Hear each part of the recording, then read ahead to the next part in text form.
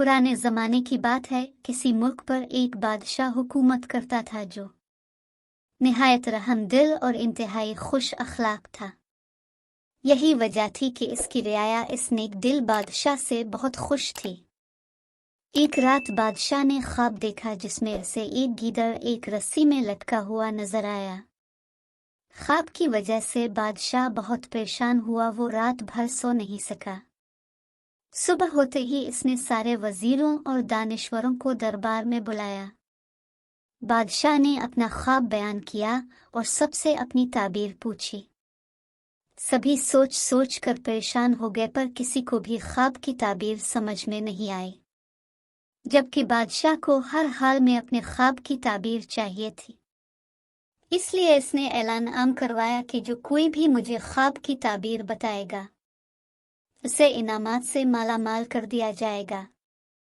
ये सोच बहुत से लोग इनामात की लालच में और कई खुद को अक्लमंद कहलाने के लालच में ताबीर बताने गए, मगर सब नाकाम हो गए। एक गरीब किसान जिसे किसी वडेरे की जमीन पर काम करते हुए काफी अरसा गुजर चुका था, लेकिन इसका कर्ज खत्म होने का नाम ही नहीं ले रहा था। सारा मुनाफा तो जालिम वडेरा ही खा जाता। साल हर साल मेहनत करने के बावजूद किसान की वही भूख और बदहाली बरकरार थी। इसने सोचा कि क्यों ना किस्मत आजमाई जाए और बादशाह को इसके ख्वाब की ताबीर बताई जाए।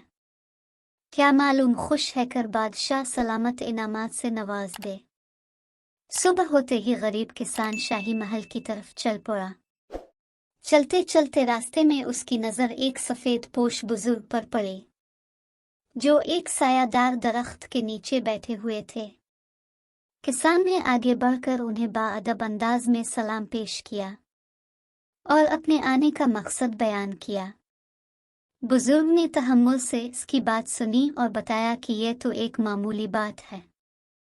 तुम वादा करो कि इनाम में जो रकम तुम्हें मिलेगी इसका आधा हिस्सा मुझे भी दोगे, तो फिर मैं तुम्हें बादशाह के ख्वाब की ताबीर बताने के लिए तैयार हूँ। किसान ने वादा कर लिया। इस बुजुर्ग ने ख्वाब की ताबीर बताते हुए कहा, गीदड़ फरेब और चालाकी की अलामत होता है। इसका रस्सी पर लटकना इस बात को जाहिर करता है कि मुल्क में फरेब और धोखेबाजी बढ़ती जा रही है। इसलिए बादशाह को होशियार रहकर रहना पड़ेगा। किसान सीधा बादशाह सलामत के दरबार में आया और इसे ख्वाब की ताबीर बताई। बादशाह को ख्वाब की ताबीर पसंद आई और खुश रहकर किसान को मालामाल कर दिया। सारे माल समेत जब वो वापस आया तो इसने सोचा कि क्यों ना मैं सारा माल अकेला ही हड़प कर जाऊं। बुजुर्ग को अगर इस माल का आधा हिस्सा नहीं दिया तो वो क्या कर लेगा। ये सोचते सोचते वो अपने घर पहुंच गया। कुछ अर्सा बाद बादशाह को ख्वाब में अपने ऊपर एक बारीक धागे से तलवार लटकती हुई नजर आई। ख्वाब देखकर बादशाह फिर परेशान हो गया। आखिर उसने किसान को कासिद भेजा कि अब वो बादशाह के इस ख्वाब की ताबीर बताए। किसान ये बात सुनकर परेशान हो गया और मजबूर है दोबारा सफेद पोश बुजुर्ग के पास जाकर मिन्नत समाजत करके ख्वाब की ताबीर पूछी। बुजुर्ग ने इसे ख्वाब की ताबीर यूं बताई कि तलवार जंग की तैयारी की अलामत है, जिसके लिए बादशाह को भी अचानक हमला हो जाने के लिए तैयारी करना पड़ेगी। आखिर में बुजुर्ग ने दोबारा अपना आधा हिस्सा मांगा और किसान ने हामी भर ली। किसान बादशाह सलामत के दरबार में पहुंचा और ख्वाब की ताबीर सुनाई, जिसे सुन कर बादशाह बहुत खुश हुआ और पहले की तरह किसान को इनामात से नवाजा। इस दफा वो जैसे ही दरबार से लूटा तो रास्ते में उन्हीं सफेद पोश बुजुर्ग को अपना मुंतजिर पाया। बुजुर्ग ने उससे अपना आधा हिस्सा मांगा। किसान ने आओ देखा न ताओ तलवार निकालकर बुजुर्ग पर वार कर दिया, जिससे बुजुर्ग का एक बाजू जख्मी हुआ, लेकिन वो खामोश रहा। जबकि किसान जो अब लालची हो गया था सारा माल अपने साथ लेकर चल दिया। इत्तेफाक से बादशाह को फिर तीसरा ख्वाब नजर आया, जिसमें इसे एक बहकी हुई बिक्री नजर आई। बादशाह ने दोबारा कासिद भेजा और किसान को तलब किया। और ये दिया कि आकर मेरे ख्वाब की ताबीर बताओ कि इस ख्वाब का क्या मतलब है। किसान बहुत परेशान हुआ और आखिरकार तीसरी मर्तबा शर्मिंदा हैकर बुजुर्ग की तरफ रवाना हुआ। बुजुर्ग ने इस लालची किसान को देखते ही गुस्से से मुंह फेर लिया। किसान बुजुर्ग के पांव में गिर गया और गिड़गिड़ा कर अपनी की हुई गलतियों की मुआफी मांगी और वादा किया कि अब धोखा नहीं दूंगा, इंशाअल्लाह इस मर्तबा आपका हिस्सा जरूर मिलेगा। बुजुर्ग ने तहम्मुल मिजाजी से काम लेते हुए किसान को मुआफ कर दिया और ख्वाब की ताबीर भी बताए। चूंकि बिक्री अम्न की निशानी है, इसलिए अब बादशाह के मुल्क में अम्न व अमान होगा और लोग बकरियों की तरह अम्न व अमान से रहेंगे और धोखाबाजी, कसाद बाजारी और फरेब से दूर रहेंगे। किसान ने जब बादशाह को ख्वाब की ताबीर बताई तो बादशाह को यह ताबीर भी बहुत पसंद आई, क्योंकि इस मर्तबा ख्वाब की ताबीर दिल मुह लेने वाली और खुशगवार थी। किसान को पहले से भी ज्यादा नवाजा गया।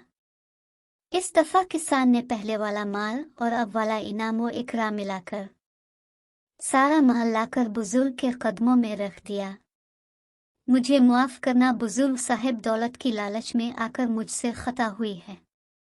मैं अपनी गलती पर शर्मिंदा हूँ, खुदा के लिए मुझे मुआफ कर दें और मैं अपने गुनाह पर मुआफ़ी का तलबगार हूँ। ये सारी दौलत अपने पास रख ले और मुझे मुआफ कर दें।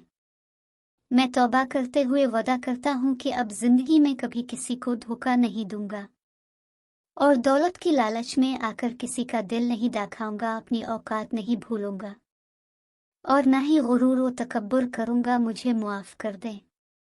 बुजुर्ग, जो बहुत पहुंचे हुए दरवेश थे, निहायत नरमी से बोले, हकीकत में आपका कोई कसूर नहीं, क्योंकि जब पहली बार आप मेरे पास आए थे तो इस वक्त मुल्क में फरेब और मक्कारी का दौर था, इसलिए अब भी ठग निकले। दूसरी बार भी अपने मेरे ऊपर इसलिए हमला किया कि इस वक्त सारे मुल्क में खूनरेजी फैली हुई थी, हर कोई एक दूसरे के खून का प्यासा था। मतलब कि मुल्क में फितने का दौर था। अब तो हर जगह अमन व अमान कायम है, लोग ईमानदारी और अमन की जिंदगी गुजार रहे हैं और तुम्हें भी तो इस जालिम वडेरे से निजात मिल गई है, इसलिए तुम ईमानदारी से मुझे मेरा हिस्सा देने चले आए। बुजुर्ग ने बताया कि मुझे इस माल में किसी चीज की जरूरत नहीं है, हम अल्लुआ लोग बंदे हैं, हमें तो बस दीन की दौलत नसीब हो जाए, बस वही असल दौलत और कामयाबी है। किसान अपने आंसू पहुंचते हुए बुजुर्ग से मुअद्दबाना अंदाज में बोला, बुजुर्ग जी, मेरे लिए कोई नसीहत फरमाएं। बुजुर्ग अपनी जगह से अलिफाट है और बड़े ही मतबुराना अंदाज में किसान को नसीहत करते हुए कहने लगे, अपने से बड़ों का एहतराम करना, छोटों पर शफकत करना, दरख्त लगाना मगर फल का इंतज़ार नहीं करना और हो सके तो कोई दरसगाह ज़रूर बनाना, बेल का इंतज़ार नहीं करना और हो सके तो कोई दरसगाह ज़रूर बनाना। नसीहत फरमाकर सफ़ेद पोश बुजुर्ग वहां से रवाना हो गए।